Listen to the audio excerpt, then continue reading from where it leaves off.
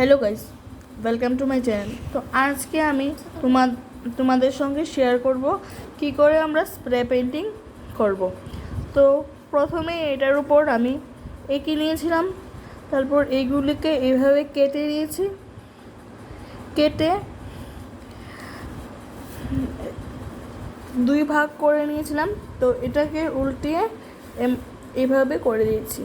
তো এখন এটা আমরা পেপারে কী করে বসাবো, আমি এটা কিছুক্ষণ আগেই খালি করেছি। করে আমার মনে হয়েছে, ড্রয়িংয়ের রেজাল্টটা দেখে আমার ইচ্ছা হয়েছে তোমাদের সঙ্গে শেয়ার করব কী করে এটা আঁকলাম। তো এটার রেজাল্টটা এই দেখে একদম আমার খুব পছন্দ হয়েছে, তাই আমি ভাবছি তোমাদের সঙ্গে শেয়ার করব। তো এখন দেখাচ্ছি কী করে আমি এটা এঁকেছি। তো এখানে এটা বসিয়ে দিয়েছি, এভাবে বসিয়ে দেওয়ার পর এইভাবে করে বসিয়ে দিয়েছি। তারপর এক সাইডে একটা পেপার আমি দিলাম,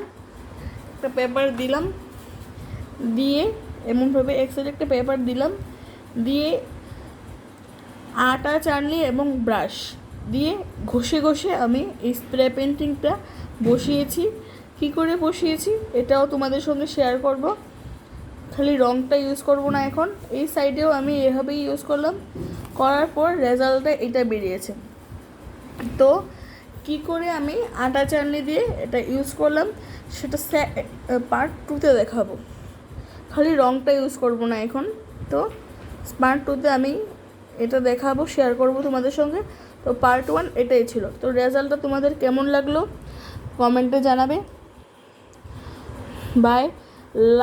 পছন্দ হলে লাইক করবে।